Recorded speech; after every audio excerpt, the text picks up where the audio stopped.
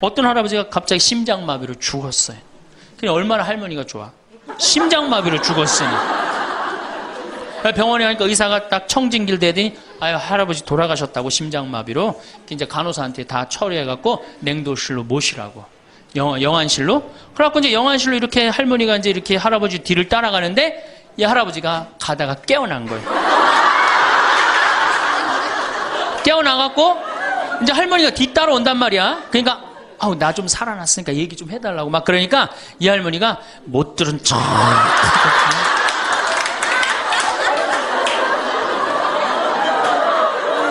할아버지가 조금 있으면 완전히 이제 냉동고로 들어가게 생겼단 말이야. 말은 안 나오고 더 애절하게 나 좀 살아났으니까 얘기 좀 해달라고. 그러니까 이 할머니 하시는 말씀이 할아버지 다리를 치면서 이 양반아 의사가 죽었대는데 왜 이렇게 말이 많으냐고.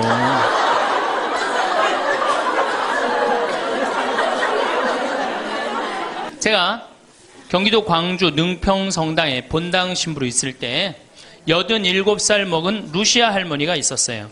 근데 이 할머니가 6.25 때 남으로 넘어왔어요. 근데 6.25 때 남편이 세상을 떠났어요. 그리고 아들 둘을 서울대 고대 상경대학을 졸업을 시켰어요. 혼자서 이렇게 아들들을 둘 다 은행장을 하고 있고 얼마나 할머니가 출세를 했어요. 그런데 이 할머니하고 아들 출세한 건 전혀 상관없어요. 이 할머니가 77부터 방에 들어누웠어요. 그러니까 10년 동안 방에 들어누우면 무슨 생각밖에 안 들어요. 외롭고 정말로 아침부터 밤중까지 가만히 들어누워 있는데 무슨 삶의 낙이 있겠어요. 내가 봉송체를 가면 할머니가 항상 제 손을 붙잡고 신부님 왜 레지오단원들이 방문도 안 오느냐고. 북에서 넘어왔으니 친척이 있어요? 누가 있어요? 아무도 없는데 레지오 단원들이 활동으로 방문을 해야 되는데 왜 이 성당은 방문도 안 하느냐고. 그래서 우리가 신설성당이라 그런 게 없어서 그렇다고 할머니. 그러면서 할머니가 내 손을 꼭 잡고 뭐라고 그러냐면 신부님은 하느님하고 잘 통하지 않으냐. 하느님하고 잘 통하니까 나 좀 빨리 데려가게 기도 좀 해줘라 하느님한테. 하느님 뭐 하시는 거냐. 나 좀 데려가지. 살 만큼 살았는데. 그러면 내가 이제 할머니 손을 꼭 붙잡고 뭐라고 그러냐면 할머니 걱정하지 마세요. 내가 성당 가서 어떻게 좀 해볼 테니까 걱정하지 마세요. 제가 그렇게 이제 할머니하고 봉송체를 한 6개월 동안 했는데 6개월 만에 아들이 밤에 전화가 왔어요. 신부님 우리 어머니 돌아가실 것 같다는 거예요. 왜 그러냐 그러니까 화장실에서 넘어져갖고 갈비뼈 2대가 부러진 거예요. 근데 이 할머니가 87인데 몸이 말랐어요. 갈비뼈 2대 부러지면은 그 나이에 똑 부러졌다고 그러는데 거의 즉사예요. 80 넘어갖고 뼈 부러지면 뼈가 안 붙어서 죽는 경우가 되게 많거든요. 그래서 내가 이제 병자 가방을 들고 쫓아갔어요, 할머니한테. 그랬더니 할머니가 막 숨을 몰아 쉬더라고요. 그래도 제가 보좌 신부를 16,000명, 13,000명 이런 데 보좌 신부도 하고 본당 신부도 한 4,000명, 5,000명 해갖고 또 병자 성사를 많이 해갖고 딱 보면 알아요. 3개월 갈 거다. 한 달 갈 거다. 그래서 내가 아들한테 그래요. 한 3개월 갈 것 같으니까 3개월 정도 준비하라. 그럼 3개월에 어김없이 딱 가는 거예요. 근데 그 할머니를 딱 보는데 그날을 못 넘기겠더라고요. 그래서 이제 할머니 손을 붙잡고 할머니 나하고 오늘 못 넘길 것 같으니까 나하고 총 고해성사 하자. 할머니 하느님이 열심히 믿었고 좀 아들들 훌륭하게 잘 키웠고 매일 그렇게 묵주기도 했으니까 내 생각에는 할머니 직천당이다. 오늘 돌아가시면 바로 오늘 하늘나라 올라가시는데 가면은 요셉 성인도 보고 베드로 성인도 보고 싶은 남편도 보고 성모님도 보고 예수님도 보고 내 안부도 전해줘라. 바로 가니까. 네. 할머니는 내 손을 꼭 붙잡고 뭐라 그러냐. 신부님 그동안 너무 고마웠다는 거예요. 올 때마다 사탕도 갖고 오고 선물도 갖고 오고 내 얘기도 들어주고 그래도 외롭지 않게 신부님 왔을 땐 행복했다는 거예요. 그래서 이제 내가 할머니 손을 잡고 할머니 장례미사 내가 잘 해줄 테니까 강론도 잘하고 걱정하지 말아라. 하여튼 직천당 가서 이제 안부도 전해주고 내가 강론 잘 해줄 테니까 걱정하지 말고 잘 가셔라. 할머니는 그동안 너무너무 고마웠다. 그러면서 이제 서로 손을 꼭 잡고 죽기로 이제 합의를 이제 봤어요. 이제.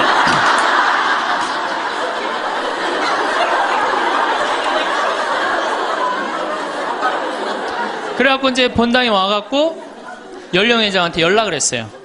우리 그 루시아 할머니 돌아가실 것 같으니까 빨리 가서 임종경 해라. 그 사무장한테는 내가 이제 내일 아무래도 장례가 나을 것 같으니까 장례 준비를 해라. 이제 그리고 이제 기다리는데 일주일이 돼도 연락이 없고 2주일이 돼도 연락이 없는 거야. 한 달 만에 다시 봉성체 신청이 들어왔어요. 그래서 내가 가갖고 할머니한테 그랬어. 할머니 어떻게 된 거냐. 우리 살아서 안 보기로 하지 않았느냐. 근데 왜 살아있느냐. 그랬더니 할머니가 우리 아들들이 어머니 돌아가시면 안 된다고 삼성의료원에 데려다가 그걸 붙여갖고 온 거예요. 요즘 죽고 싶어도 못 죽어요.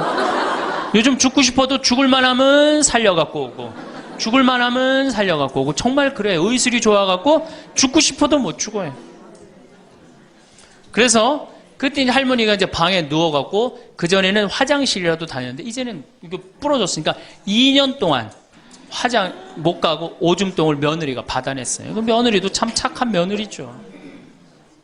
90살이 됐어요. 이런 부활 때 돼갖고 내가 이제 봉송체를 나갔는데 할머니가 일어나서 나온 거예요. 날 마중을 나왔어요. 그리고 하시는 말씀이 신부님 이제 좀 일어나 다닐만 하다는 거예요. 이게 지금 가두션찬을 판국인데 일어나 다닐만 하다. 92살이 됐는데 이 할머니가 내가 성당을 줬는데 성당 어떻게 줬는지 구경하고 싶다고 이게 이불을 뒤집어 쓰고 성탄 전야미사에 나왔어요. 이제는 안 죽어요. 여러분들 정말로 내가 보통 이게 30년을 한 세대로 봅니다. 그렇죠? 그 60까지 결혼 30에서 60까지 정말 오래 사는 거예요. 근데 요즘은 이제 90까지 한 남자하고 60년을 살아요. 살만해요? 한 남자하고 한 여자하고 한 남자하고 부부로 만나서 딱 30년 사는 게 가장 맞대요. 그래서 그걸 30년을 한 세대로 보는 거예요. 근데 이게 더블로 사네. 한 남자랑. 저는 생각 잘했죠. 장가 안 가고 혼자 사는 게 정말 좋은 거예요. 또 내가 그 능평성당에 있으면서 겪었던 일인데 이 할아버지가 73살이야. 요셉 할아버지가 73살인데 며느리가 나보다 1살 어려요. 마침 우리 고향 사람이야. 그래서 아주 참 내가 이뻐했죠, 마음으로. 근데 이 며느리가 애를 4을 낳았어요. 참 착해요. 누가 봐도. 그래서 다 효녀라고 그랬어요. 효부라고 그러고. 이렇게 보면은 정말로 성당도 열심히 나오고 시어머니 시아버지도 잘 모시고. 근데 나한테 와서 이제 개인적으로 신세 한탄을 할 때는 그러는 거예요. 신부님 시집살이 하기 너무 힘들다는 거예요. 우리 시어머니 시아버지는 아침 점심 저녁으로 따뜻한 밥만 원한다는 거예요. 8명을 아침 점심 저녁 밥 세끼를 한다고 생각해 보세요. 힘들겠어요? 안 힘들겠어요? 여러분들 힘들겠죠? 네. 그래서 내가 이제 그 마음으로 이제 새기고 할머니 할아버지들을 모시고 온천을 간 적이 있어요. 다 온천을 이제 끝나고 난 다음에 이제 우리 할아버지가 이제 73살 먹은 요셉 할아버지가 막걸리를 근사하게 드시더라고. 그래서 내가 할아버지한테 그랬어요. 한 잔 따라 드리면서 할아버지 왜 밥 세끼를 집에서 먹느냐? 한 끼 노인정 가서 먹어라. 노인정 가서 친구들하고 고스톱도 치고 바둑도 두고 그러면 치매도 안 걸리고 그렇게 전심 한 끼 나가서 먹으면은 며느리도 아침 다 상 치고 난 다음에 학부형도 만나고 친구들도 만나고 아니 며느리가 무슨 징역 사는 것도 아니고 아침 전심 저녁 세 끼를 다 차려줘야 되니 얼마나 힘드냐. 그랬더니 이 할아버지 저한테 화를 내는 거예요. 신부님 난 노인정 가기 싫다는 거예요. 아니 왜 노인이 노인정 가기 싫으냐. 그랬더니 이 할아버지가 저한테 명언을 했어요. 무슨 명언을 했냐면 형들이 심부름을 시켜서 가기 싫다는 거예요.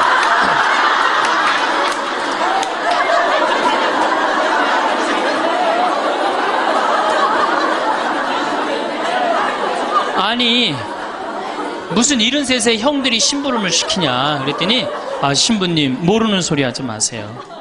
자기가 딱 나타나면은 술 받아와라, 라면 끓여라 그런다는 거예요. 그래서 노인정 가기 싫다는 거예요. 제가 그때 너무 충격을 받아갖고 벌써 5년 전 얘기예요. 수원에 있는 아버지한테 가서 물어봤어요. 아버지 노인정 가세요. 그때 아버님이 73이셨어요. 아버님 노인정 가세요 안 가세요? 그랬더니 안 간다고 화를 내시더라고. 아니 왜 노인정 집에는 우리 어머니 아버지만 살고 자식들은 한 1km 반경에 떨어져서 살거든요. 왜 안 가시냐고 그랬더니 우리 아버님 하시는 말씀이 형들이 청소시켜서 가기 싫다.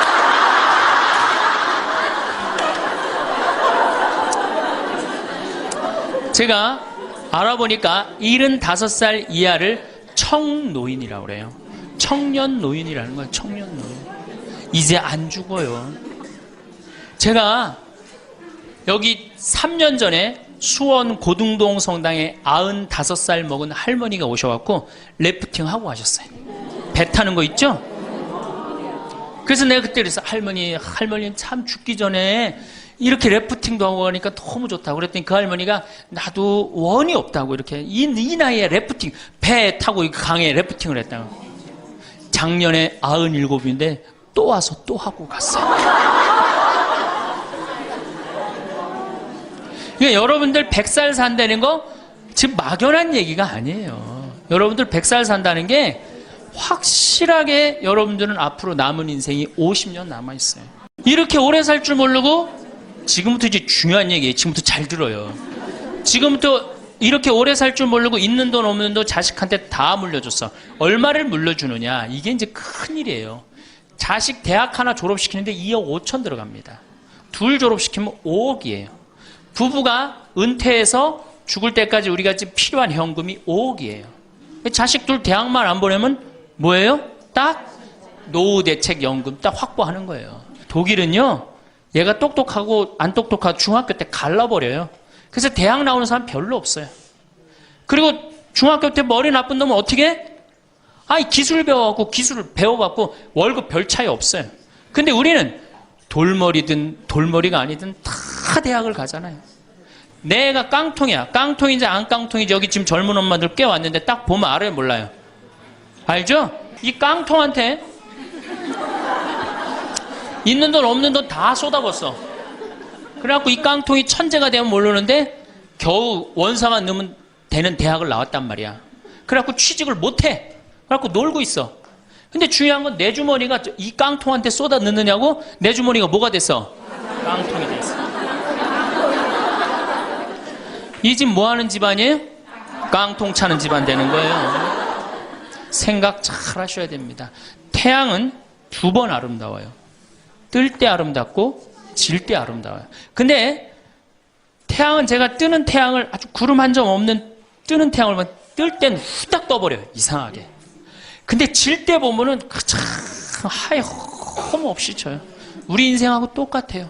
우리도 태어날 때 귀한 대접을 받고 죽을 때 귀한 대접을 받아야 돼. 근데 태어날 때는 후딱 뜨는데 이게 죽을 땐 60부터 죽지도 않으면서 참 하염없이 진단 말이에요. 그러니 여러분들 이렇게 돈도 안 모아놓고 죽지도 않고 이게 문제 심각하지 않아요? 근데 나이를 먹으면 3가지가 이제 고통이 옵니다. 첫 번째, 몸이 아파요. 그렇죠? 60년, 70년 썼으면은 눈도 안 보이고, 귀도 안 들리고, 허리도 아프고, 그렇죠? 네, 아픈데 많아요. 그러니까 자꾸 짜증을 부립니다. 짜증을 자꾸 부리고 신경질을 자꾸 부려요. 그러니까 할머니들이 나이를 먹으면 먹을수록 도사가 돼야 되는데 나이를 먹으면 먹을수록 점점 애가 돼가는 거예요. 그러니까 손자 손녀들이 맨날 할머니 보고 우리 할머니 맨날 신경질 부린다고. 생각해보세요. 머리 하얗지, 얼굴 쭈글쭈글해지, 이빨은 빠져갖고 여기도 쭈글쭈글해지. 웃어도 전찬을 판국에 거기서 막 신경질 부리고 짜증 부리면 어느 자식이 그걸 보면서 행복해하고 오랫동안 좋은 마음으로 모실 수 있어요. 그래서 저는 90살 넘은 장례미사, 90살 먹은 할머니 장례미사를 본당 신부가 해줬는데 며느리가 70이다. 그러면은 본당 신부는 장례미사 하자마자 바로 교황청에 연락해갖고 이 70 먹은 며느리, 90살까지 모시고 산 이 며느리 바로 교황청에 연락해서 시성식 해줘야 돼. 이 며느리. 본당 신부 꼭 할 일이에요. 기적심사 필요 없어요. 그냥 90살까지 모시고 산 것만 해도 뭐예요? 기적이에요, 기적. 안 버리고. 제가 어저께 식사하면서 잠깐 그런 얘기 들었는데 필리핀에 자식이 집 팔고 들어오면은 모시겠다고 그러는데 버린 자식이 있었다며요. 그리고 또 뭐 캐나다에 며칠 전에 또 어디에서 나왔다고 그러더라고. 자식이 그렇게. 여러분들 그게요 남 얘기 아니에요. 여기 노인대학 많이 온다고 그러죠. 제가 노인대학은 1박 2일을 합니다. 그럼 제가 이런 강의를 끝나면 절 찾아오는 할머니들이 참 많아요. 신부님 내 얘기입니다. 그러면서 쫙 얘기하면 어떤 자식까지 있느냐면 생활 그 보조금 나오는 것까지 뺏어가는 자식들이 있어요.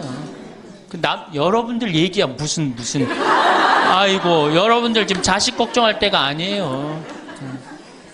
자, 몸이 아프면은 이제 이가 이제 문제가 생겨요. 그렇죠?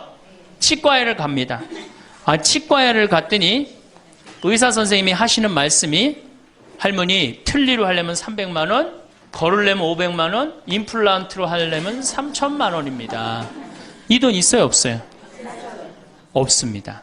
그러니까 추석 전에 아들한테 전화를 합니다. 한 달 전에 얘야 내가 요새 이가 아파갖고 소화도 안 되고 골도 아프고 잠도 안 온다. 그럼 아들놈이 딱 알아들어야 돼요. 우리 어머니 이가 없어서 나한테 이해해달라나 보다. 이렇게 알아들어야 되는데 지금 40대, 50대, 30대 된 자식들 중에 자기 어머니, 늙은 노모, 노부, 어금니 몇 개 빠진 거 아는 사람 얼마나 있어요? 없어요. 열어보지 않는 한 얼마나 알아요? 여러분들 지금 우리 엄마, 아버지 어금니 정확하게 몇 개 빠진 거 아는 분들 몇 분이나 계세요? 없어요. 얼마 전에 한 분이 손 들고 나는 안다고 그러더라고. 어떻게 하냐고 그러니까 몽창 빠져갖고 하나도 없어요.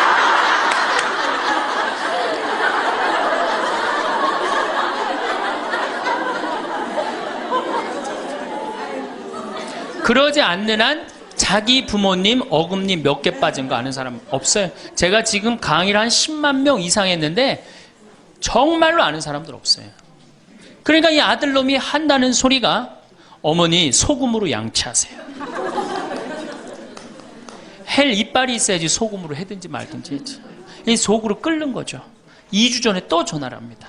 얘야 내가 요새 이가 더 아파갖고 소화도 안 되고 잠도 안 오고 골도 더 아프다. 어머니 왜 이렇게 내 말을 안 듣느냐고 소금으로 해라니까. 그리고 이제 아들이 추석날 와갖고 용돈을 주고 왔는데 딱 10만 원을 주고 갔다. 그러면은 이때부터 미치는 거예요. 이때부터 속이 끓기 시작하는 거예요. 젊었을 때는 자식 키우는 재미로, 보는 재미로 그렇게 했는데 지금은 이제 내 몸 하나도 이제 건사하기 힘들고 죽지도 않으니까 막 속이 막 미치는 거예요. 어디 가서 얘기하고 싶은데 창피해요, 안 창피해요? 창피합니다. 그러니까 이제 누굴 찾아오냐면 이제 본당 신부를 찾아옵니다. 저를 이제 찾아오는 거죠. 신부님, 내 말 좀 한번 들어보세요. 할머니들이 이제 내 말을 들어보라고 그러면은 이제 몸 아픈 거, 아들이 이해 안 해준 거 이런 것만 하면 내가 다 알아듣는데 우리 할머니들은 내 말 좀 들어보라고 그러면은 꼭 어디서부터 시작하냐면 대동아 전쟁부터 이제 시작해요.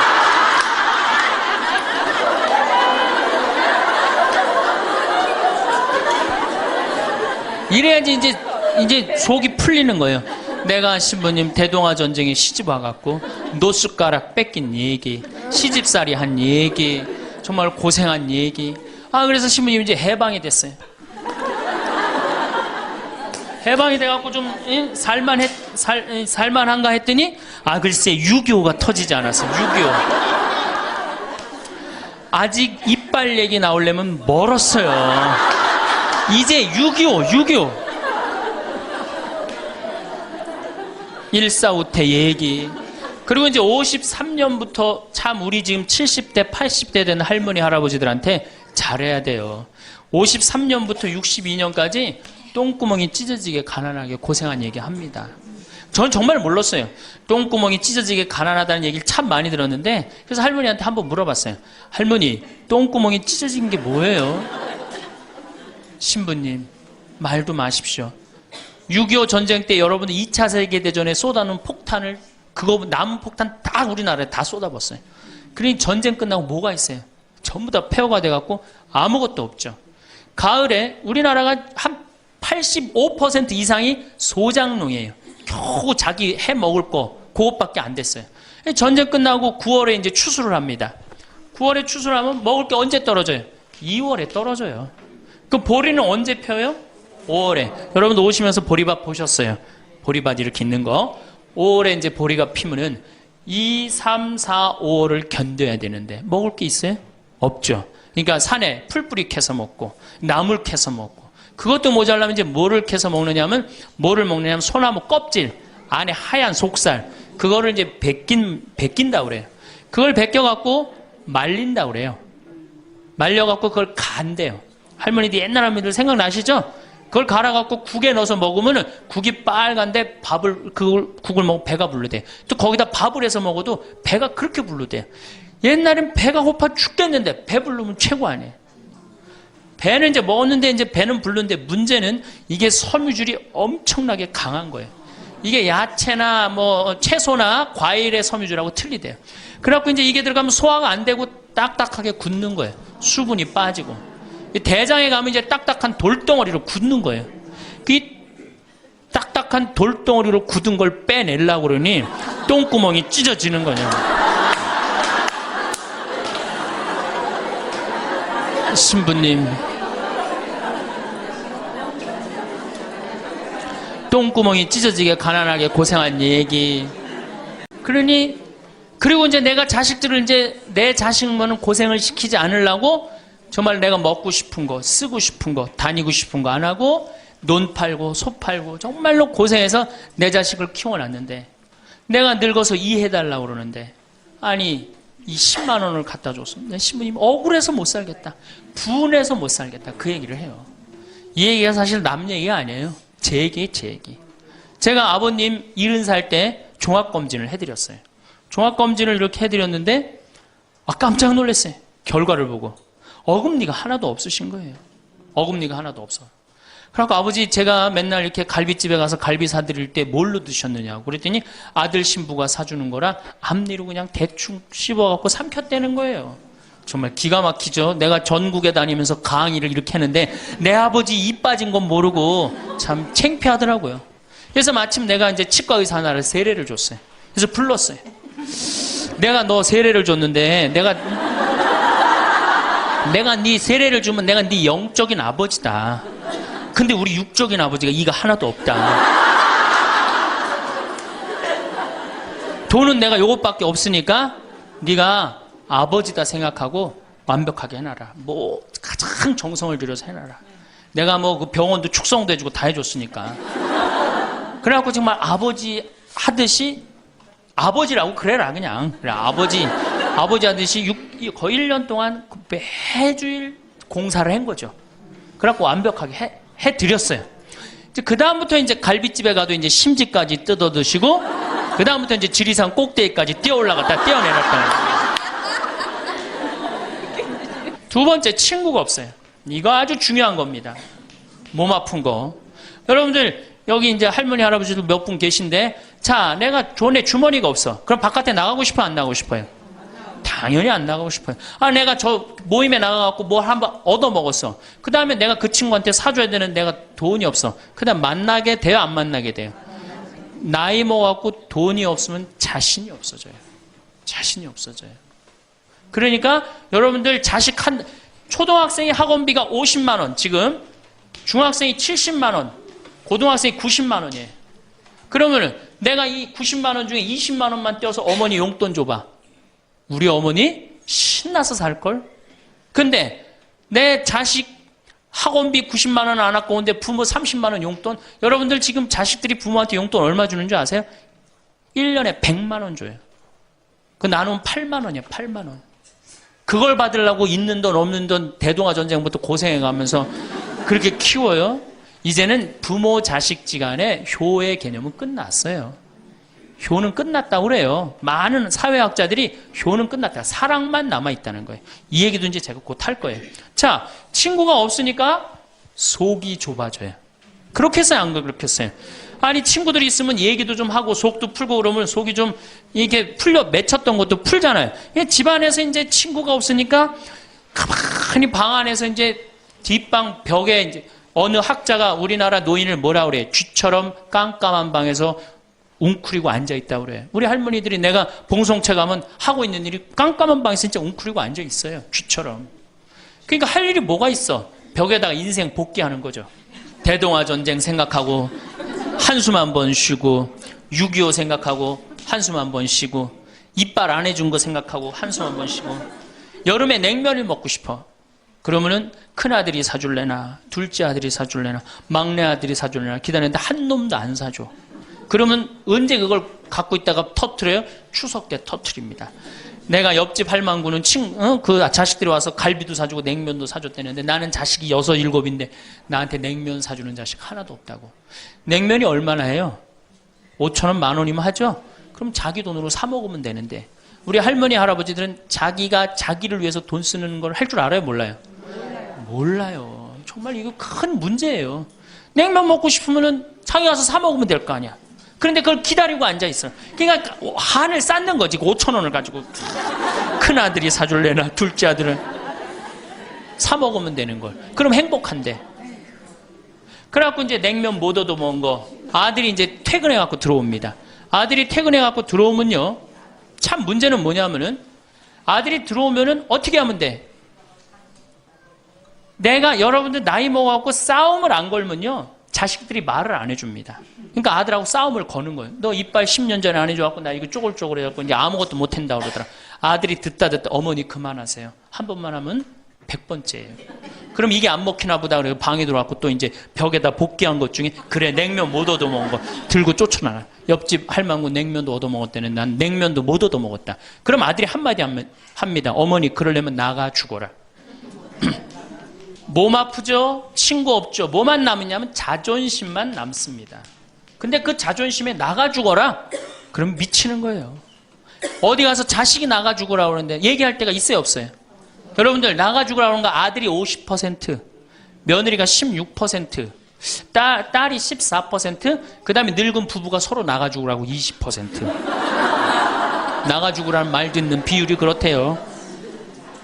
그냥 어디 가서 얘기하긴 창피하고 또 이제 본당 신불 또 찾아옵니다, 이제. 그래서 저한테 얘기를 해요. 신부님 내 말 좀 들어보라고. 이제 할머니가 이제 또 내 말 좀 들어보라고 그러면 이제 또 대동아 전쟁부터 이제 시작을 합니다. 해방, 6.25, 똥구멍이 찢어지게 가는. 내가 이렇게 키웠는데 나부로 나가 죽으라고 그런다고. 이제 늙었으니까 필요 없다고 나부로 나가 죽으라고 그런다고. 여러분들 그런 소리 이제 듣습니다. 왜 죽지도 않고 이렇게 오래 사느냐고 분명히 자식들한테 그런 소리 들어요. 100살까지 산다고 생각해봐요. 그것도 자식한테 얹혀서 100살 산다고 생각해보세요. 이제는 자식하고 늙어서 같이 산다는 생각은 꿈도 꾸면 안 돼요. 늙어서 이제 나 어떻게 살아야 돼? 나 혼자 자식한테 폐 안 끼치고 오래 사는 게 누구하고 좋은 관계 유지하는 거야? 자식하고 좋은 관계 유지하는 거예요. 어쨌든 나가 죽으라 그러니까 이제 미치는 거죠. 그래갖고 이제 다 듣고 이제 할머니가 나한테 그래. 신부님 나 꽃동네 좀 바래다 줄라. 난 자존심 상해서 저 집에서 도저히 못 살겠다. 그럼 내가 할머니한테 그래. 할머니 꽃동네는 아무나 가는 게 아니에요. 안 돼요. 그저 새벽에 그 꽃동네 앞에 내려다만 주면 그 다음부터 내가 다 알아서 할 테니까 신부님은 꽃동네 앞에까지만 바래다 달. 내가 이제 다 듣다가 할머니한테 그래요. 할머니 그 자식 키웠을 때 속상한 적 있었어요, 없었어요? 속상한 적 많았죠. 7살, 10살 미운 오리 새끼 그때 말 안 들을 때 할머니 그 아들한테 속상한 뭐라고 그러셨어요? 그렇지, 나가 죽어라 그랬죠. 네. 할머니 그냥 나가 죽으라고만 그랬어요? 아니요, 나가 되져라. 그러면 7살, 10살 먹은 자식이 자존심이 안 상했겠느냐? 자존심이 상했지만 그 아이는 참고 살았다. 너무 엄마가 천하의 엄마가 나가 죽으라 했지만 나갈 때가 있어야지 걔가 나갈 거 아니야. 자존심이 상했지만 참고 살았다. 이제 누구 차례다? 할머니가 참고 살 차례다. 아들도 나가 죽으라 그랬을 때 참고 살았다면 이제는 할머니가 나가 죽으라 할 때 참고 살 차례다. 지금 나가면 누가 할머니를 걷어줄 거냐? 오로지 부모라는 이유 하나로 한 집에 살아주는 것만 해도 고맙게 생각하고 할머니가 할머니의 노년을, 할머니의 남은 생애를 준비하지 못한 할머니 잘못이다. 누구 탓할 거 아무것도 없다. 그럼 무슨 생각을 하는지 가서 참고 살아요. 참고 살아야지 어떻게 할 거야. 이제 안 죽으면서 진짜 문제가 발생합니다. 여기 뒤에 계신 분들 잘 들으세요. 우리나라는 안사람, 바깥사람 제도가 있어요. 그렇죠? 그래갖고 안사람은 안에서 애 놓다 죽었어요. 그렇죠? 애 키우다. 우리나라 지금도 변함없습니다. 안사람은 안에서 애 키우냐고 정신이 없어. 남편 신경 안 씁니다. 바깥사람 바깥에서 돈 벌다 죽었어요. 옛날에는 부부 갈등이 없었어요. 왜? 만날 일이 있어야지. 안 사람 안에서 애 놓다 죽고 바깥 사람 바깥에 돈 벌다 죽었으니까 만나야지 갈등이 생길 거 아니야. 서양은 20대 만나갖고 안 맞으면 30대 바꾸고 30대 만나갖고 안 맞으면 40대 바꾸고 40대 만나갖고 안 맞으면 50대 바꾼 부부가 애인같이 살아요. 근데 우리는 한 번도 맞춰본 적이 없어. 위해준 적도 없고. 제가 재작년에 그 스톡홀름을 여행을 갔었는데 비행기 시간이 오래 좀 하루를 거의 기다렸어야 돼요. 그래서 이제 저녁 비행기를 타려고 저녁 한 5시쯤에 라운지에서 이제 음식을 시켜서 먹고 있는데 내 앞에 60쯤 된 초로의 할아버지하고 초로의 할머니가 서로 끌어안고 뽀뽀를 하는데요. 이 남자가 이 이마 눈에다 뽀뽀 한번 하고 I love you 하니 하고 입에다 뽀뽀하고 I love you 하니 하고 목에다 뽀뽀 1시간 이렇게 쪽쪽 빨아요. 걔네들은 그렇게 살고 그렇게 살아야만이 살아요. 근데 우리는 안 사람 안에서 애 키우다 죽고 바깥 사람은 바깥에서 돈 벌다 죽으니까 서로 사랑을 할 시간이 없어. 근데 상관없었어. 왜? 평균 연령 38세, 46세 때는 아무 문제 없었어요. 그렇죠? 죽으면 끝이니까. 근데 이제 안 죽으면서 문제가 발생을 해요. 직장에서 넌 이제 그만 사회에서 쓸모가 없으니까 집으로 가라. 그래갖고 이 바깥 사람을 고홈 집으로 보낸단 말이야. 그래갖고 이제 안방에 이제 이 바깥 사람이 딱 앉아 있는 거예요. 그래갖고 안방에서 안 사람이 되는 거예요. 집안에 안 사람이 둘이 되는 거예요. 이게 아내가 뭐에 태양이라는 뜻이거든요. 집안의 태양을 아내라고 그러잖아요. 이 집안의 태양이 둘이니 이게 사이가 좋아요. 그리고 우리 남자들이 여자한테 하니 I love you 뽀뽀 쫙쫙 했다면서 그렇게 해요. 여러분들 사랑한다는 얘기 들어요, 안 들어요? 이게 우리의 큰 문제예요. 사랑한다는 말도 안 듣고. 이 우리나라 남자들은 부인을 위한 이벤트를 할 줄 몰라요. 그러니까 이게 어떻게 있느냐면 가을 젖은 낙엽 땅바닥에 붙어 있듯이 쫙 부인한테 붙어 있으면서 밥새끼 따박따박 그냥 받아먹고 끝난단 말이야. 설거지를 하기라나 뭘 하기라나. 그러니 미치는 거죠. 그러니까 할머니들이 저한테 진짜 할머니들이 그런 얘기 많이 해요. 정말 30년 40년 동안 밥 해야 되는 거 지겹다고. 지겹죠. 설거지를 해기래나 뭐 사랑한다고 말을 해기래나 뽀뽀를 해주기래나 그냥 소리나 뻑뻑 지르고 침부림이나 시키고. 반대로 우리 여성들, 우리나라 이 여성 아내들이 남편한테 잘하느냐? 여러분들 남편한테 잘하세요? 여러분들 남편이 바깥에 나가면 왕 대접받는 남편이 얼마나 있을 것 같아요? 없습니다. 그럼 층층샷 나가면 섬기는 사람이에요. 굽신거려야 되는 사람이고. 근데 아침에 출근할 때 정말로 내 남편이 전쟁하러 나가는데 정말로 왕 대접하고 내보낸 부인이 얼마나 돼요? 이러지 않으면 다행이지. 머리 막 부시시 해갖고 막 사자 머리를 해갖고 머리 끝에는 밥풀 하나 딱 이렇게 붙여놓고 여보 다녀와. 퇴근을 했는데 아직도 그 부시시한 머리를 가지고 테레비를 보고 앉아있다. 어느 남자가 집에 들어오고 싶겠어요. 여기 평창에 대유라는 룸사롱이 오픈했어. 작년에. 서울 아가씨 항시 30명 대기 이렇게. 그러면 여러분들 남편이 어디 가면은 왕대접 받아요. 그러니까 여러분들이 남편을 룸사롱으로 내모느냐 집안으로 끌어들이냐 누구한테 달려있는 거야? 여러분들한테 달려있어. 그런데 그래서 일주일에 한 번 남편을 위해서 요리를 하라는 거예요. 부인이. 정말로 지혜로운 부인은 요리를 한 번씩 하라는 거예요. 그래서 낙지볶음도 하고 요새 그 텔레비에 보면 이렇게 홍어 이렇게 삭힌 것도 많이 홈쇼핑으로 보내주잖아요. 딱 해갖고 삼합 딱 해갖고 와인 하나 딱 준비하고 이브닝 드레스도 좀 쫙 입고 이런 이벤트가 있어야지 60년을 같이 살지. 무슨 재미로 60년을 살아요. 이건 뭐 김치찌개 한번 해줬단 말이야. 부인이 저녁에 김치찌개 해줬는데 다음날 아침에 출근할 때 보니까 그거 졸여갖고 이제 또 내놨단 말이야. 저녁에 퇴근할 갖고 왔는데 그걸 볶아갖고 또 내놨어.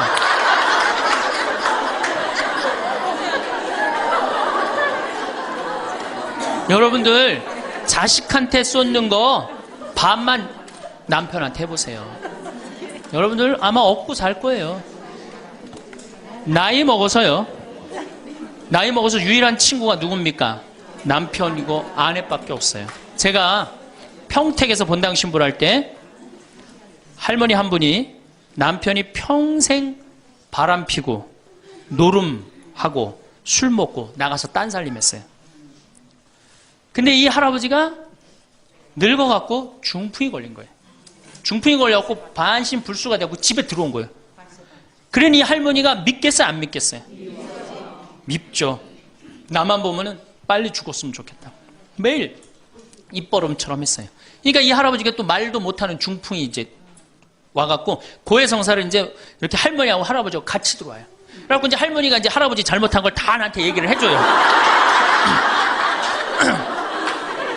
그러면은 할아버지가 그걸 받아들이면 되는데 안 받아들입니다. 할머니를 때리는 거예요. 내가 언제 그랬느냐. 그러니 난 내가 봐도 야, 저 할아버지 양심도 없구나. 그냥 젊었을 때 저러더니 늙어서 고해를 대신까지 해주는데 얼마나 고마워.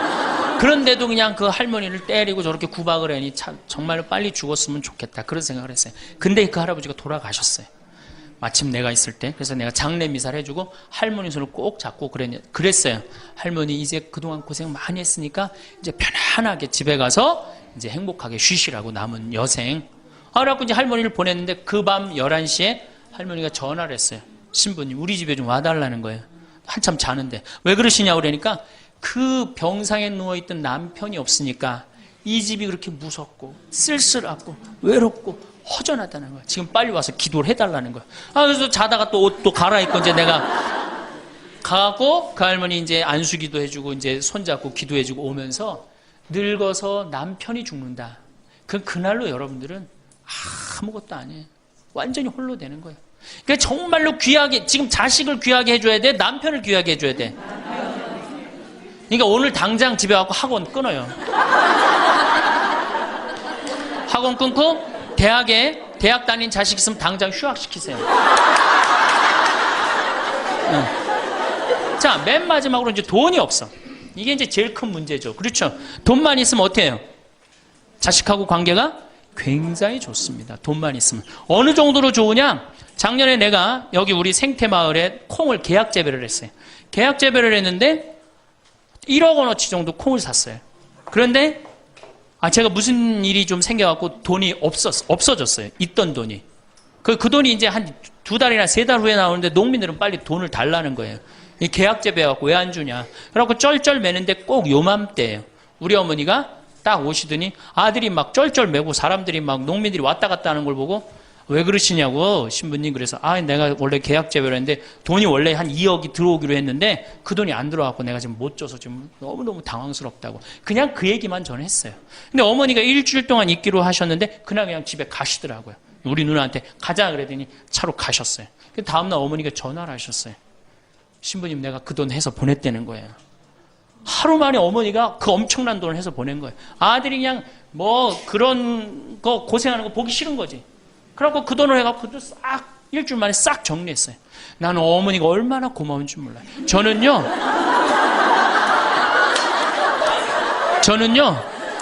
우리 어머니가요 안 죽었으면 좋겠어요.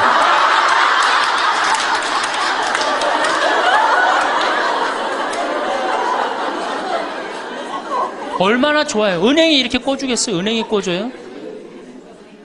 그러니까 나이를 먹어갖고 자식한테 줄 수 있는 게 있어야 돼요. 근데 한꺼번에 다 주면 안 돼. 조금씩. 그리고 그 자식이 나한테 돌려주는 게 있는 자식한테 줘야지 줬는데 안 주는 자식은 싹수가 노란 거예요. 그래서 그 자식한테는 주지 말고 내가 줬는데 나한테 준다. 그럼 그 자식한테 계속 잘해주면. 그래서 저는 어머니하고 자식 지간이 기브 앤드 테이크야. 죽을 때까지 기브 앤드 테이크를 해야지 서로 행복한 거예요. 네. 그래서 우리 자식들은 용돈 많이 드립니다. 어머니 아버지한테. 우리 어머니 아버지 이렇게 한 1년에 받는 용돈을 가만히 들어보니까 한 연봉 한 2천만 원 정도 되더라고요. 2천만 원이면 괜찮잖아요. 그럼 그 돈 당신 위해서 씁니까? 또 누구한테 써요? 자식들한테 다. 그러니까 서로 좋은 거예요. 기브 앤드 테이크. 이제 굉장히 지혜로워야 돼요. 노년을 행복하게 맞아요. 근데 돈이 없어. 그러면 이때부터는 천덕꾸러기 되는 거예요. 내가 프랑스 파리 쌍젤리제 거리를 가보니까 루이비통 꾸찌 있는 거리예요. 그렇죠? 쌍젤리제 거리 가보니까 거기서 저녁에 와인을 마시는 사람들은 할머니 할아버지밖에 없어요. 젊은 사람 꿈도 못 꿉니다. 우리나라 명동에 누구만 득실거려요? 젊은 애들이 득실거리죠? 이거 문제예요. 걔네들이 뭘 했어요? 돈을 벌었어요. 사회를 위해서 일을 했어요. 6.25를 겪었어요. 우리나라 경제 발전을 이뤘어요. 아무것도 한 거 없는 애들이 무의미하게 돈을 쓰는 거예요. 그러니까 사회가 불안정한 거예요. 이태리 로마의 라보나 광장이라고 있어요. 라보나 광장에 가보면요. 거기도 저녁에 할머니, 할아버지 팔짱 다 7, 8분이 팔짱 끼고 숄 딱 거치고 와요. 그리고 와인 마셔. 젊은 애들은 꿈도 못 꿔요. 제가 오스트리아 비엔나에 비올라 공부하는 아이, 너 내가 맛있는 거 사줄게. 제일 좋은 데 가자. 그랬더니 시청 근처가 제일 식당이 좋대. 17명이 밥을 먹는데 15명이 할머니, 할아버지예요. 젊은 애들 어디 있냐 그랬더니 내가 밥 먹고 보여드리겠습니다. 그랬더니 밥 먹고 시청 뒤에 공원에 가니까 젊은 애들이 우유하고 빵하고 그렇게 밥을 때우더라고요. 전심을 다 그렇게 때워요. 젊은 애들 왜 여기 젊은 애들이 식당에서 밥 꿈도 못 꿉니다. 스포츠카 할머니, 할아버지들이 타고 다니지 젊은 애들 못 타고 다닙니다. 근데 우리나라는 명동에 가면 할머니, 할아버지 없는데 어디 가면 할머니, 할아버지 볼 수 있어요? 그렇죠. 탑골공원에 가면 거기서 배식 받아서 밥 먹고 있는 거. 이게 세상이 거꾸로 돌아가는 거예요. 나무는 뿌리가 튼튼해야지 나무도 튼튼합니다. 그렇죠? 나무가 튼튼해야지 열매도 튼튼한 거예요. 우리 사회도 할머니, 할아버지들이 행복해야지 누가 행복할 수 있어? 내가 행복할 수 있어. 내가 행복해야지 누가 튼실해? 튼실한 열매가 나오는 거예요. 근데 지금 우리나라 사회는 뿌리가 썩어가고 있어요. 뿌리도 썩어가고 나무도 썩어가고 당연히 모두 썩어가요? 열매도 썩어가는 거예요. 지금 썩어가고 있어요. 자, 우리나라가 178개 국가 중에 행복지수가 102등이에요. 102등. 왜 102등이겠어요? 태어나면서부터 글자 공부하기 시작해. 유치원 특목 유치원 다녀. 영어 배워. 중국어 배워. 일본어 배워. 초등학교 가서 이 학원 저 학원 시달려. 공부 못하면 완전히 나쁜 놈이야. 이 세상에서 정말 부모한테 불효자야. 중고등학교 그래서 자괴감 느껴. 대학교 가고 또 취직해야 돼. 그냥 죽어라고 입사시험 보는데 실업자가 100만 명, 20대가 넘어. 대학을 졸업해도 취직도 못해. 그리고 어떻게 해서 결혼을 했는데 부모 돈 얼마를 뺏어요. 우리나라가 결혼 자금이 1억 7천만 원 들어가요. 미국 2,700만 원이에요. 그러니까 누구 돈 다 되는 거예요? 부모가 있는 돈 없는 돈 다 해주는 거. 미국은 안 해줍니다. 일본도 안 해줍니다. 일본의 부모가 어떤 부모가 훌륭한 부모예요? 결혼식 때 10만엔 부조하는 부모 훌륭해요. 100만 원 부조하는 부모가 훌륭한. 그 더 이상 안 해줘요. 근데 우리는 있는 거 없는 거 다 해줘. 그렇죠? 있는 거 없는 거 다 해줘. 근데 자식이 죽으면 딱 좋은데 죽지도 않고 그걸 받은 은혜를 알아 몰라요. 받은 놈들은 끝까지 모릅니다. 이 열매 벌써 썩었어요. 그러니까 결혼해서도 자식 키우느냐고 고생, 집 얻느냐고 고생, 늙어서도 제대로 노년을 행복하게 즐기지 못해. 여행도 못 다니고 뒷방이 웅크리고 있어. 애들 때도 괴롭고 결혼해서도 괴롭고 늙어서도 괴로워. 그러니까 행복지수가 몇 등이야? 102등이에요. 이게 다 누가 만들어내는 거예요? 여성이 깨어나야 되는 거예요. 우리는 내일을 준비하느라 오늘을 흘려보낼 때가 많습니다. 내일 할 일을 미리 걱정하고 다음 주에 있을 약속을 떠올리고 다가올 계절을 준비하느라 지금 이 순간을 그냥 지나쳐버립니다. 그러다 보면 어느새 해가 지고 한 달이 가고 1년이 흘러갑니다. 돌이켜보면 특별히 기억나는 날보다 그냥 스쳐 지나간 날들이 훨씬 더 많습니다. 그런데 생각해보면 바로 그 평범한 날들이야말로 우리 삶의 대부분을 채우는 진짜 삶입니다. 특별한 일이 없는 하루를 우리는 때로 허전하게 느낍니다. 아침에 눈을 떠서 저녁에 잠들기까지 별다른 사건 없이 흘러가는 시간이 무의미하다고 생각하기도 합니다. 하지만 가만히 들여다보면 아무 일 없이 지나간 하루야말로 가장 무사한 선물입니다. 아프지 않았고 다치지 않았고 큰 걱정거리가 생기지 않았고 마음이 크게 흔들리지 않았습니다. 그저 평온하게 조용하게 일상의 리듬대로 하루가 흘러갔습니다. 이것이 얼마나 귀한 일인지 우리는 종종 잊고 삽니다. 평범한 하루는 그 자체로 완전합니다. 거창한 성취가 없어도 괜찮습니다. 누군가에게 인정받을 만한 일을 하지 않아도 괜찮습니다. 그저 아침 햇살을 받으며 일어나고 물 한 잔을 마시고 천천히 몸을 움직이고 하루를 시작하는 것만으로도 충분합니다. 밥을 먹는다는 것, 숟가락을 들어 입으로 가져가는 그 단순한 동작이 얼마나 소중한지 생각해 본 적이 있으신지요? 음식의 맛을 느끼고, 포만감을 느끼고, 몸에 기운이 도는 것을 느낄 수 있다는 것. 이것이 바로 살아있다는 증거입니다. 하루를 채우는 일들은 저마다 다릅니다. 어떤 이는 마당에 화분에 물을 주고, 어떤 이는 창밖을 내다보며 날씨의 변화를 느낍니다.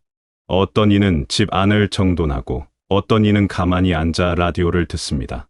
누군가는 천천히 동네를 걸으며 계절의 흐름을 온몸으로 받아들이고, 누군가는 방 안에서 조용히 자신만의 시간을 보냅니다.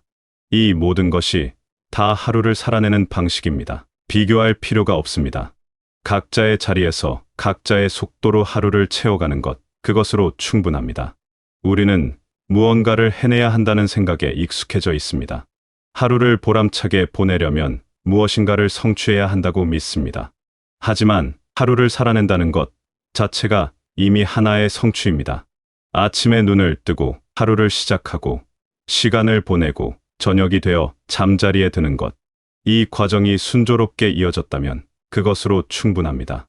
큰 일을 이루지 않아도, 누군가를 만나지 않아도, 특별한 일을 하지 않아도 하루는 제 몫을 다한 것입니다. 몸을 움직이는 것도 하루를 사는 방식입니다. 팔을 뻗고 다리를 움직이고 한 걸음 한 걸음 내딛는 것. 몸이 말을 듣지 않을 때도 있습니다. 예전처럼 가볍지 않고 예전처럼 빠르지 않습니다.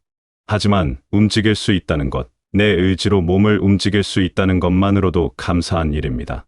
천천히 걷더라도, 짧은 거리를 가더라도 그 움직임 하나하나가 살아있음을 증명합니다. 잠자리에 드는 순간도 소중합니다. 하루를 마무리하고 몸을 눕히는 시간. 이불을 덮고 베개에 머리를 기대고 눈을 감습니다. 하루 동안 겪은 일들이 천천히 정리되고 몸의 긴장이 풀리고 마음이 조용해집니다.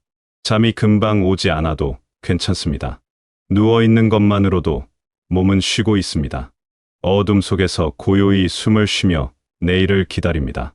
이것이 하루를 마무리하는 의식입니다. 삶을 바라보는 시선이 조금씩 달라집니다. 무언가를 더 가지려고 애쓰기보다 이미 가진 것에 눈을 돌리게 됩니다. 무엇을 이루려는 욕심보다 지금 이 순간을 온전히 느끼려는 마음이 커집니다. 조급함이 줄어들고 여유가 생깁니다. 모든 것을 빨리 해내야 한다는 압박감에서 벗어나면 비로소 하루하루가 선명하게 보입니다. 내려놓는다는 것은 포기가 아닙니다. 오히려 본질을 찾아가는 과정입니다. 불필요한 욕심을 덜어내고 진짜 중요한 것에 집중하는 것입니다. 많은 것을 소유하는 것보다 적은 것이라도 온전히 누리는 것이 더 큰 만족을 줍니다. 바쁘게 움직이는 것보다 천천히 음미하며 사는 것이 더 풍요롭습니다. 이런 깨달음은 머리로 아는 것이 아니라 몸으로, 마음으로 체득하는 것입니다. 평온함은 환경에서 오지 않습니다. 조용한 곳에 있다고 해서 마음이 편한 것은 아닙니다. 반대로 시끄러운 곳에 있어도 마음이 고요할 수 있습니다. 평온함은 바라보는 시선에서 옵니다. 상황을 어떻게 받아들이느냐, 무엇에 마음을 두느냐에 따라 마음의 상태가 결정됩니다. 같은 하루를 보내도 어떤 이는 불안하고 어떤 이는 평화롭습니다. 그 차이는 바깥 조건이 아니라 내면의 자세에서 비롯됩니다. 오늘 하루를 돌아보면 아무것도 특별하지 않았을 수 있습니다. 계획했던 일을 다 하지 못했을 수도 있고 기대했던 만큼 의미 있는 시간을 보내지 못했을 수도 있습니다. 하지만 그래도 괜찮습니다. 완벽한 하루란 없습니다. 모든 하루는 그저 흘러가는 시간일 뿐입니다. 중요한 것은 그 시간 속에서 우리가 숨 쉬고 느끼고 존재했다는 사실입니다. 하루를 잘 보냈는지 판단하는 기준도 달라질 수 있습니다. 많은 일을 해냈는지가 아니라 마음이 편안했는지를 기준으로 삼을 수 있습니다. 누군가와 다투지 않았는지, 자신에게 너무 가혹하지 않았는지, 작은 것에 감사할 수 있었는지를 돌아볼 수 있습니다. 이런 질문들은 겉으로 드러나는 성과와는 관계없지만 삶의 질을 결정하는 핵심입니다. 아침에 눈을 떴다는 것. 이것이 첫 번째 선물입니다. 어제 잠들었다가 오늘 다시 깨어났습니다. 당연한 일처럼 느껴지지만 당연한 것은 하나도 없습니다. 매일 아침 눈을 뜬다는 것은 기적과 같은 일입니다. 새로운 하루가 주어졌습니다. 다시 한번 살 기회가 생겼습니다. 이것만으로도 감사할 일입니다. 하루 동안 만나는 작은 순간들도 선물입니다. 따뜻한 물로 손을 씻을 때, 창문을 열어 바람을 맞을 때, 편안한 옷으로 갈아입을 때, 좋아하는 음식을 먹을 때, 이런 사소한 순간들이 모여서 하루를 이룹니다. 특별한 사건이 없어도 이런 작은 행복들이 있으면 하루는 충분히 의미 있습니다. 비가 오는 날도 선물입니다. 빗소리를 듣고 빗방울이 창문을 두드리는 소리에 귀 기울이고 젖은 땅의 냄새를 맡습니다. 맑은 날도 선물입니다. 햇살이 방 안으로 들어오고 하늘이 높고 푸릅니다. 흐린 날도 나쁘지 않습니다. 부드러운 빛이 눈부시지 않게 세상을 비춥니다. 모든 날씨가 각자의 아름다움을 가지고 있습니다. 받아들이기에 따라 모든 날이 좋은 날이 될 수 있습니다. 혼자 있는 시간도 소중합니다. 고요함 속에서 자신과 마주할 수 있습니다. 아무도 방해하지 않고 아무것도 요구하지 않는 시간. 그저 존재하는 것만으로 충분한 시간입니다. 생각이 천천히 흐르고 마음이 자연스럽게 정리됩니다. 외롭다고 느낄 수도 있지만 외로움도 삶의 일부입니다. 모든 감정을 있는 그대로 느끼고 받아들이는 것, 그것이 온전히 사는 방법입니다. 누군가와 함께하는 시간도 귀합니다. 말을 많이 나누지 않아도 같은 공간에 있다는 것만으로도 위안이 됩니다. 함께 밥을 먹고 나란히 앉아 텔레비전을 보고 짧은 이야기를 주고받습니다. 크게 웃을 일이 없어도 잔잔한 미소가 오갑니다. 이런 평범한 순간들이 관계를 이어갑니다. 거창한 이벤트가 없어도 일상을 함께 나누는 것만으로도 충분히 가까운 사이입니다. 기억은 선택적입니다. 우리는 자신이 기억하고 싶은 것을 기억합니다. 힘들었던 일만 기억할 수도 있고 좋았던 일만 기억할 수도 있습니다. 하루를 마무리하며 좋았던 순간 하나를 떠올려 보는 것도 좋은 습관입니다. 아주 작은 것이라도 괜찮습니다. 맛있게 먹은 한 끼, 편하게 쉰 시간, 기분 좋았던 한마디. 이런 것들을 의식적으로 기억하면 하루가 조금 더 따뜻하게 느껴집니다. 감사는 강요할 수 없습니다. 감사하라고 스스로를 다그치면 오히려 부담이 됩니다. 하지만 가만히 들여다보면 감사할 일들이 있습니다. 눈에 잘 띄지 않지만 늘 거기 있는 것들입니다. 숨 쉴 수 있다는 것, 볼 수 있다는 것, 들을 수 있다는 것, 지금 이 순간 살아 있다는 것. 이런 기본적인 것들이 사실은 가장 큰 축복입니다. 내일을 걱정하는 것은 자연스러운 일입니다. 앞으로 무슨 일이 일어날지 모르니까 불안합니다. 하지만 내일은 아직 오지 않았습니다. 우리가 할 수 있는 것은 오늘을 잘 사는 것뿐입니다. 오늘 할 수 있는 일을 하고, 오늘 느낄 수 있는 것을 느끼고, 오늘 누릴 수 있는 것을 누립니다. 그렇게 오늘을 충실히 살다 보면 내일도 자연스럽게 올 것입니다. 후회도 마찬가지입니다. 어제 했던 일, 하지 못한 일을 후회하는 것도 자연스럽습니다. 하지만 어제는 이미 지나갔습니다. 되돌릴 수 없습니다. 후회하는데 에너지를 쓰기보다 오늘을 조금 더 나은 방향으로 살아가는 데 집중하는 편이 낫습니다. 완벽한 하루를 살려고 애쓰기보다 그저 최선을 다해 오늘을 대하는 것으로 충분합니다. 오늘을 선물처럼 받아들이는 것은 마음의 태도입니다. 하루하루가 선물이라고 생각하면 조금 더 소중히 대하게 됩니다. 함부로 흘려보내지 않게 됩니다. 작은 것에도 눈길이 가고 사소한 것에도 마음이 머뭅니다. 같은 하루를 살아도 느끼는 깊이가 달라집니다. 하루를 잘 마무리하는 것도 중요합니다. 무엇을 했든 무엇을 하지 못했든 하루가 끝나면 그것을 받아들입니다. 자책하지 않습니다. 자신에게 너그러워집니다. 오늘 하루도 수고했다고, 내일은 또 내일의 하루가 있다고 스스로를 다독입니다. 이런 마무리가 있어야 편안하게 잠들 수 있습니다. 누구나 힘든 날이 있습니다. 몸이 아프거나 마음이 무겁거나 이유 없이 우울한 날도 있습니다. 그런 날에도 하루는 지나갑니다. 견디기만 해도 충분합니다. 무엇을 해내려고 애쓰지 않아도 됩니다. 그저 하루가 지나가기를 기다립니다. 그것도 하루를 사는 방법입니다. 모든 날이 좋을 수는 없습니다. 힘든 날도 삶의 일부입니다. 웃을 수 있는 날은 더욱 소중합니다. 무언가가 재미있어서 기분이 좋아서 이유 없이 그냥 웃게 되는 순간. 웃음은 몸과 마음을 가볍게 만듭니다. 얼굴 근육이 움직이고 목소리가 나오고 기분이 환해집니다. 자주 웃지 못해도 괜찮습니다. 가끔씩 찾아오는 웃음만으로도 하루는 밝아집니다. 하루의 의미는 각자 다릅니다. 누군가에게는 무엇을 이루는 것이 의미일 수 있고 누군가에게는 그저 평온하게 지나가는 것이 의미일 수 있습니다. 정답은 없습니다.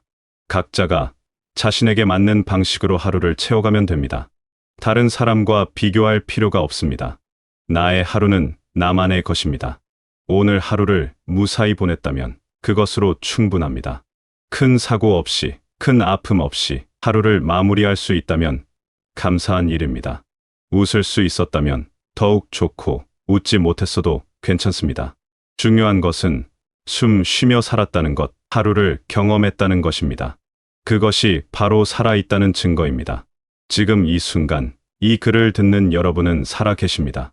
숨을 쉬고 있고, 생각하고 있고, 느끼고 있습니다. 이것이 바로 가장 큰 선물입니다. 내일 무슨 일이 일어날지 모르고, 다음 주가 어떨지 알 수 없지만, 적어도 지금 이 순간은 여기 있습니다. 이 순간을 온전히 느끼는 것, 그것이 오늘을 선물로 받아들이는 방법입니다.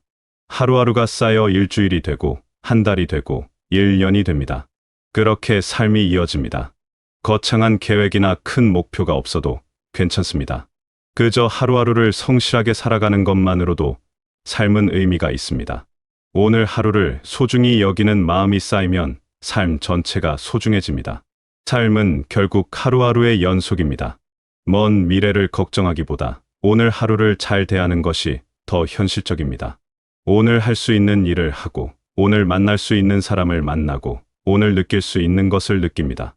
그렇게 오늘에 충실하다 보면 어느새 내일이 오고 또 다른 오늘이 됩니다. 평범한 하루가 얼마나 귀한지 우리는 잃고 나서야 깨닫곤 합니다. 건강할 때는 건강의 소중함을 모릅니다. 평온할 때는 평온함의 가치를 모릅니다. 하지만 지금 이 순간 특별한 문제 없이 하루를 보내고 있다면 그것이 얼마나 감사한 일인지 알아차릴 수 있습니다. 지금 이 평범함이 사실은 가장 특별한 선물입니다. 하루를 마무리하며 스스로에게 말해줍니다. 오늘도 잘했다고, 내일도 괜찮을 거라고, 걱정하지 말라고. 이런 다정한 말 한마디가 마음을 편안하게 합니다. 자신에게 가장 친절한 사람이 되어줍니다. 누가 알아주지 않아도 스스로 알아줍니다. 오늘 하루를 살아낸 자신을 격려합니다. 지금 살아있는 이 하루가 이미 가장 큰 선물입니다. 내일을 기약할 수 없기에 오늘이 더욱 소중합니다. 과거는 지나갔고 미래는 오지 않았습니다. 우리에게 있는 것은 오직 지금뿐입니다. 이 지금을 허투루 보내지 않는 것, 그것이 삶을 소중히 여기는 방법입니다. 여러분의 오늘 하루가 평온했기를, 작은 기쁨이 있었기를, 무엇보다 무사했기를 바랍니다. 그리고 내일도, 모레도 계속해서 이런 평범하고 소중한 하루들이 이어지기를. 여러분이 하루하루를 선물처럼 받아들이며 감사한 마음으로 살아가시길 바라겠습니다.